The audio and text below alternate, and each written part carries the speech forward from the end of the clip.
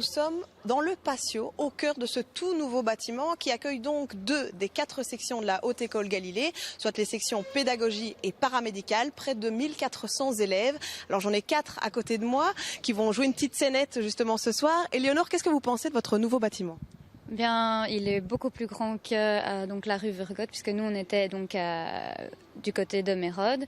Maintenant on est beaucoup plus d'élèves aussi, donc c'est nécessaire. Et puis l'infrastructure est aussi différente. On a des bâtiments et des locaux plus modernes. On a une grande bibliothèque, ce qu'on n'avait pas avant, et une grande cafétéria. Voilà. C'est plus agréable. Oui, voilà, tout à fait.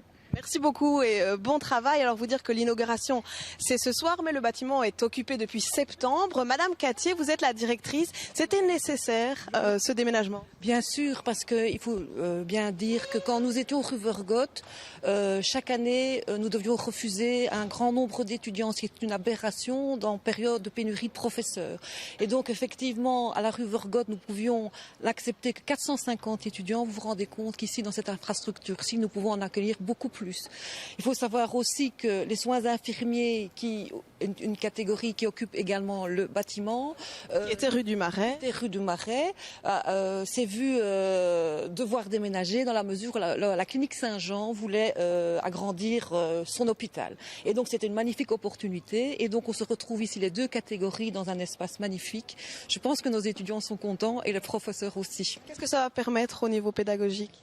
Au niveau pédagogique, vous voyez l'infrastructure, nous avons évidemment une magnifique bibliothèque, un parc informatique quand même très très grand, donc les étudiants peuvent venir travailler dans la bibliothèque, il y a énormément de locaux, je pense vraiment que, et aussi par rapport au quartier, on espère vraiment pouvoir collaborer avec la commune de Schaerbeek, travailler avec le milieu associatif, travailler avec les écoles de Schaerbeek, et vraiment, ce que j'aime dire, être un espace de connaissance, d'ouverture aux cultures, et un espace d'intelligence. C'était l'aboutissement aussi d'un long chemin, cet aménagement. Oui, bien sûr, parce que bon, effectivement, nos locaux étaient trop petits, mais bon, c'est pas évident de trouver des grands locaux.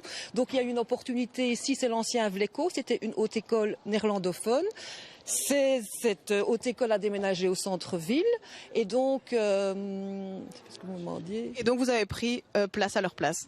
Voilà, nous avons pris place à leur place et donc voilà, nous sommes heureux d'inaugurer ces locaux parce que c'est un processus effectivement de 18 mois parce qu'effectivement il faut trouver de l'argent, ce qui n'est pas évident. Donc le fonds de garantie nous a aidés et donc effectivement nous avons trouvé une banque qui a bien voulu financer évidemment le prêt et donc voilà, donc ça a duré 18 mois. 2 grossesses et nous sommes voilà très contents. Mais c'est un happy end vu que vous êtes là. Merci Madame Cattier et bonne continuation. Merci pour ces précisions. Je vous rappelle que l'inauguration va commencer d'ici quelques instants. On attend ici près de 350 invités.